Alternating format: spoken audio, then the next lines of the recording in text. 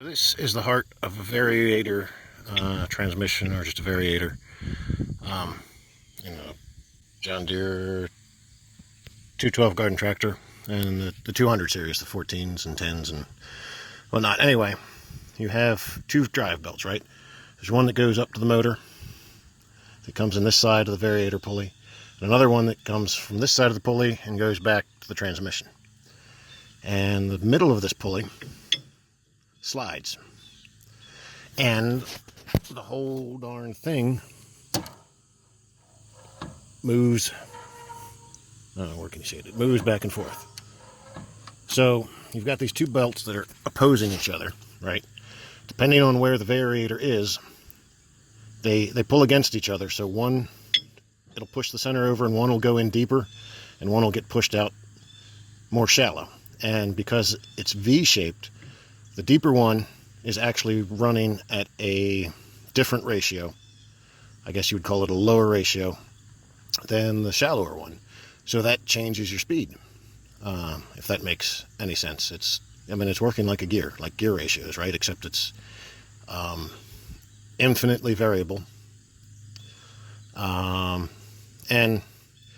unfortunately, it relies on this being able to slide, and sometimes they get stuck and you have to lubricate them carefully because you don't want oil slinging out onto your belts. And it means that, you have two belts that can wear out, and as they wear, they don't cooperate right. But I think it's pretty neat to get you a variable speed, and then some cheap mowers just use that, and that's all your speed control. But John Deere gives you a transmission with 5 speeds, infinitely adjustable in between, which is pretty cool. One of the things that's tricky, though, this is the other belt back here that goes to the transmission. This is tensioner. To replace this belt, you've got to pull the pulley off of the transmission, which kind of sucks because there's just not enough clearance to squeeze the belt around. No, it's not here. No, it's in the back. You can't even see it. Where this pulley is very, very close to the axle, you can't get the belt through there.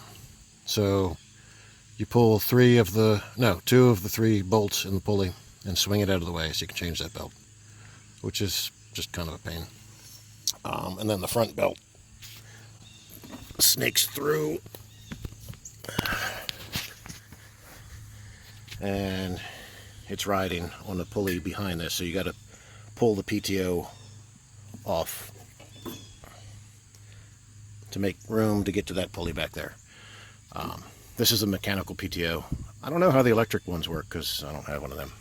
But the belts, they're not in terrible shape, but they're kind of unique in that they're wide and shallow. So I had to get in to replace the spring on the tensioner pulley because it just flops around and it's supposed to be pulling down on that belt. And while I was in there, I figure I might as well replace the belts because it's such a pain in the butt to do it anyway, and it really sucks to have one break because then you can't drive. So I had to do a little bit of disassembly. The actual changing the belts, other than pulling that pulley off the back, is not super difficult. All right, here's a little tip. You got to do the front belt first, putting on and taking off. And so first thing, you get it situated around the PTO lever, bracket, whatever. All right, that should make sense, right? But we're not putting it over the pulley in the front, because when you get to your Variator inside, so it runs on this side. There's this guard that keeps it from jumping out, which is somewhat important. But to get it onto the pulley, God, I need a freaking macro lens or something. All right, so there's a shaft on the pulley on this side. You're not getting anything through there. So you fish this belt back on this side where it's clear, right? And then the trick is framing, of course. All right. So you need to get it. Where am I? I can't even find my fingers, for God's sake. You've got to slide the Variator all the way over clear that guard. See, can you see what I'm doing? We've got the variator, the center all the way over. You wouldn't be able to do this if the secondary belt was in there. But by pushing it all the way over, it gives room to clear that guard, that keeper, right? And then we'll go back up front, pull the PTO off, and put it on the pulley. And you want to be careful about grease doing this, getting grease on your belt. And actually, I'm going to clean, well, I'll show you what I'm going to do. There's a little bit of contamination on the bearing, the friction surface. So I'm going to clean this real quick before I put it back together. And look, my belt's touching grease. That's awesome. So we'll try to clean that up. Good thing it's not on the business side of the belt. All right, we got the belt back on the pulley, behind the clutch. You've got guides to keep it in place, and see it goes around the PTO bracket. Cleaned up the friction material in there and the surface in here. Did it the tedious way with spraying brake clean on a rag rather than soaking the whole thing, because you don't want to get brake clean in your grease. You do want to keep your grease working. And then this just slides back on, and so that's the front belt, and then of course this holds it in, but we're going to put the PTO belt on before we do that. So for now we're done with the front end. Not working fast enough. The sun's here, which is awesome. We got the idler pulley propped up. That's easy to do if the spring's broken like it is now, and we'll get to the spring shortly. But the other option is grab it with vice grips or just wrestle it. It'll be in your way. But again, see this belt, there's just not enough room between the pulley and the axle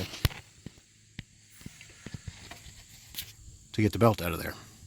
So you can rotate it so you can get to the bolts. There's 3 of them. Pull 2, then you can swing it out of the way. Get the old belt out, put the new one on, and then get it back lined up. So you also have to loosen the 3rd bolt. I should have mentioned that. But with the pulley floppy, you can swing it out of the way and get the belt out. You don't have to take it all the way off, because it would be really hard lining everything up. I mean, you're going to fight it enough, but at least you have one that's lined up. And then just fish the new belt in, get it lined up, tightened up. Why we're replacing these belts. See, the new one's nice and thick, and the old one's skinny.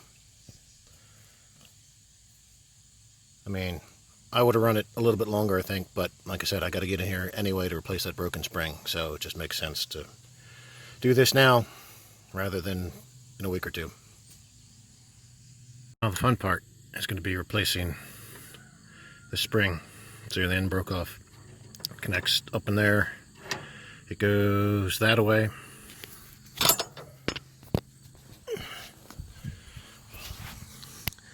And then it connects to this little linkage right here on, that's the lever that runs the idler pulley. Of course you can't see me moving it with my hand because my hand's in my way, but the idler pulley's there. So then the fun part is going to be getting that spring to there, because that's a fair distance. So my intent is to hook the new spring on in there, put some string in the end of it, and pull that way underneath the gas tank so that I'm out here pulling, and then hopefully I can reach to use my other hand to finagle it onto that hook. No way I'm going to be able to do that, so wish me luck. I was able to pull my string, so I got the end of it. I don't even know if you can see with the sun. I can't see my screen because of the glare. Anyway, pulled it with string back to here, pulled it really, really tight, anchored it to that adjustment, which I hope isn't damaging it. And then, even though it was pulled crooked, the spring, there's still, it's not strong, it moves a lot, so I was able to finagle it onto the hook. I don't know if you can see that. Yeah, I don't know if you can see that or not. So then when I carefully release the tension,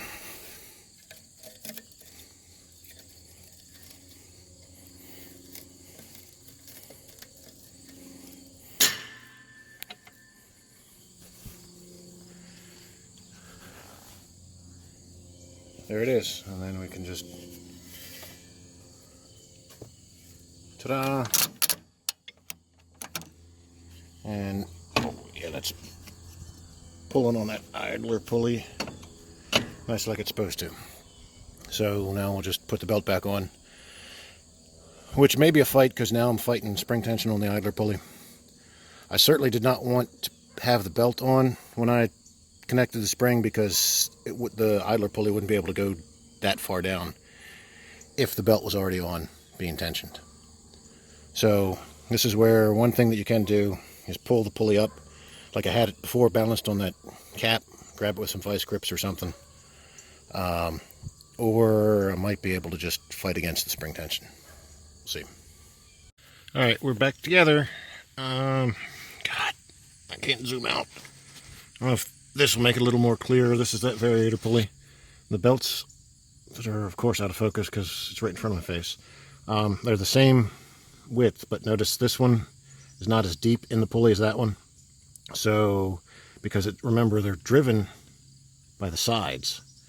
So this, in effect, is on a smaller diameter pulley than this one. And it's not going to change if I move the lever now because with the belts on it needs to be spinning.